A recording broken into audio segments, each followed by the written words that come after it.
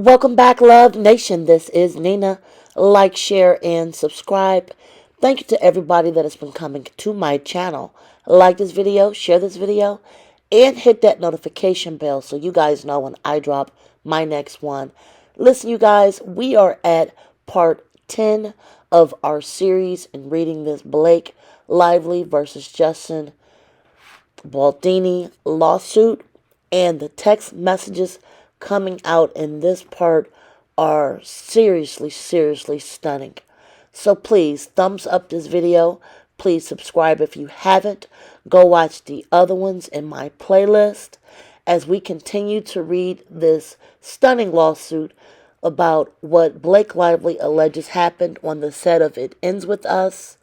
And we're going to start reading it right now, you guys. On any occasion, any member of Wayfair or the social manipulation team could text a link to a positive story about Mr. Baldoni or a negative story about Blake Lively and ask that someone boost the theory to the public or engage in the comments to fuel the desired narrative. On August 18th of 2024, Mr. Baldoni circulated a TikTok video in which the poster criticized Blake Lively for not speaking about DV in press interviews. A member of Miss Nathan's team responded that she would let Digital know. During the same period of time, when media sources inquired about HR complaints that were made on the set of the film, Miss Nathan, Miss Abel, and their team worked to suppress coverage of the HR complaints. Further on, or around August 14th of 2024, media outlets inquired about HR complaints made on set because they were being told there were at least 3 HR complaints filed against Justin Baldoni on the set of It Ends With Us, and inquired if the complaints were investigated and what the results were. By this time, individuals at TAG, Miss Nathan and Miss Abel, were aware of the existence of HR complaints and sought clarity as to the specific HR complaints at issue in order to better counter them in the press.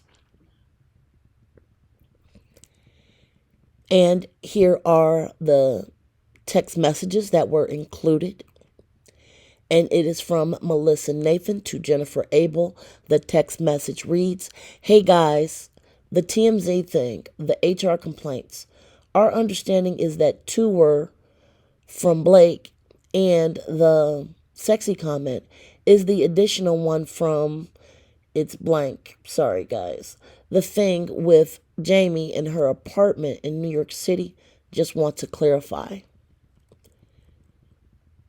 Returning to the complaint, approximately 1 minute later, Miss Abel asserted the need to position the claims as claims that are already out there about the kiss and the weight comment, referencing earlier public reporting by TMZ on Mr. Baldoni's lingering kiss with Blake Lively and Mr. Baldoni's comments regarding Miss Lively's weight on set.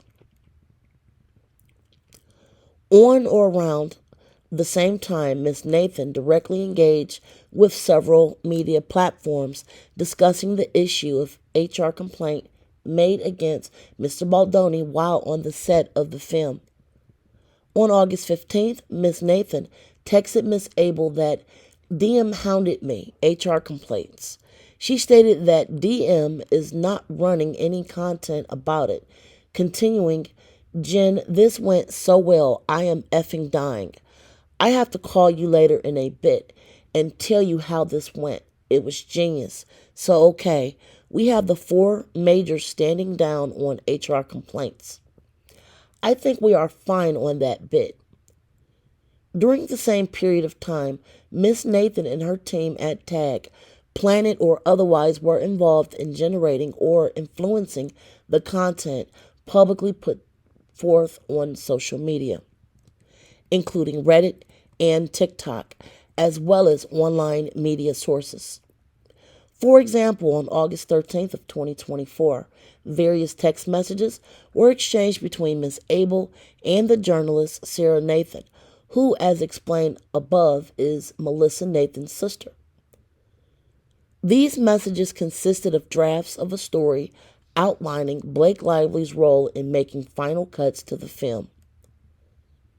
After Sarah Nathan circulated draft language related to Blake Lively's involvement in the different cuts of the film, Miss Abel sent Sarah Nathan revisions to the draft, which Sarah Nathan offered to amend. On the same day, an article authored by Sarah Nathan titled Blake Lively Approved Final Cut of It Ends With Us Amid Feud with Co-Star Director Justin Baldoni was published in Page 6, owned by the New York Post.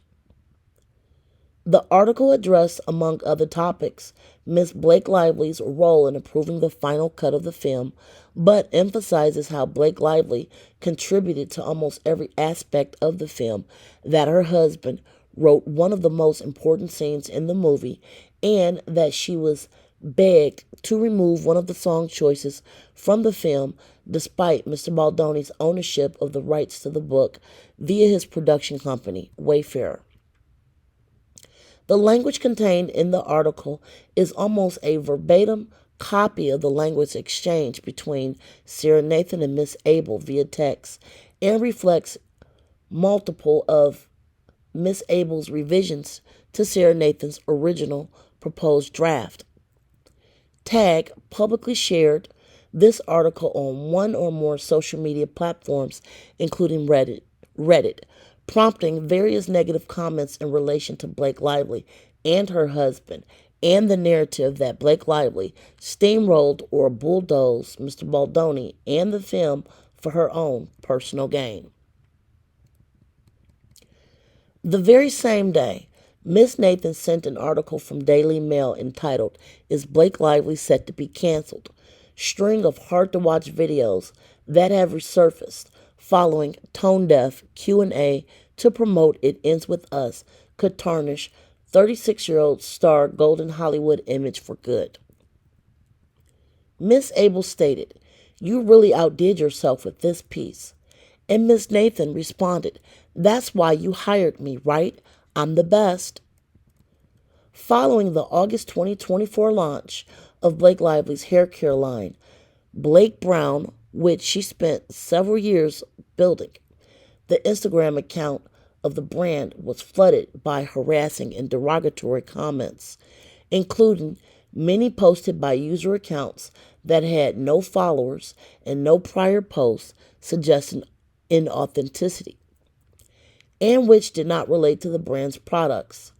To take just one example, one comment posted on the Blake Brown account by a user that as of December 19th of 2024 shows users' metrics indicating 0 posts, 0 following, 0 following.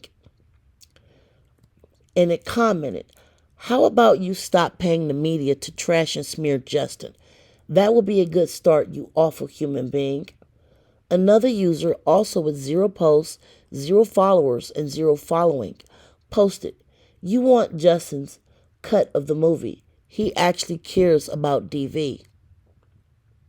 Mr. Baldoni and Mr. Sarowitz, along with Mr. Heath, not only encouraged efforts to target Blake Lively and her family, but they went as far as to provide input and ideas on ways to negatively influence the narrative against Blake Lively and her family. For instance, on August 9th of 2024, the film's release date, after sharing certain negative articles about himself with Miss Abel and Mr. Baldoni, he stated, There's no way we can let this go. Additionally, on August 15th of 2024, Mr. Baldoni texted Miss Nathan and Miss Abel stating that his business partner, Mr. Sarowitz, suggested flipping the narrative, arising from unnamed sources who had made false claims about Mr. Reynolds' involvement in the script of the film, and suggested ways to manipulate those rumors to make Mr. Reynolds appear to be anti-feminist. There was no truth to these claims. And here are the listed messages and texts. This one is from Justin Baldoni to Melissa Nathan and Jennifer Abel. No worries, quickly. My partner Steve asked about flipping the narrative from this leak this AM about Ryan, saying script was a disaster and he saved the movie.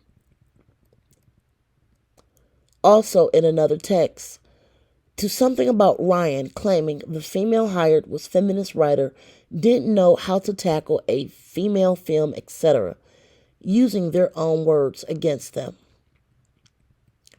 Okay, back to the complaint. Miss Nathan assured Mr. Baldini that this is an easy flip, before indicating that she was already working on a story for Variety that would achieve this goal. As of August 16th of 2024, Miss Nathan was continuing to confer with additional reporters to release stories that would cast Blake Lively and or Ryan Reynolds in a negative light. Meanwhile, Blake Lively neither publicly commented nor directed any of her representatives to comment to or engage with print media, social media, or otherwise about the hostile work environment Mr. Baldini, Mr. Heath, and Wayfair created. Indeed, throughout the time period discussed herein, Blake Lively did not provide her publicist with details about the hostile work environment that she, along with the other cast members' crew, had experienced. Moreover, Blake Lively expressively instructed her publicist not to engage with press inquiries, including ones regarding the on-set behavior of Mr. Baldoni, Mr. Heath, or Wayfair.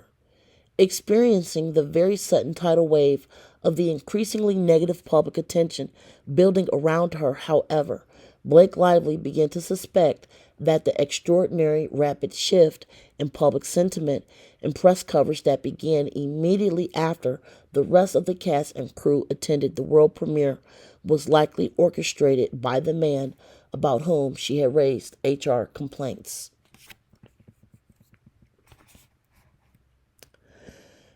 Section G. Mr. Baldoni retaliated because HR complaints regarding his behavior threatened his feminist brand. On information and belief, Mr. Baldoni was desperate to suppress any suggestion that he engaged in inappropriate conduct, much less with essay conduct, because it would entirely undermine his carefully curated public image as a feminist ally. In 2017, Justin Baldoni presented a TED Talk entitled, Why I'm Done Trying to Be Man Enough. Mr. Baldoni challenged men to be man enough to stand up to other men when they hear locker room talk, when they hear stories of SA.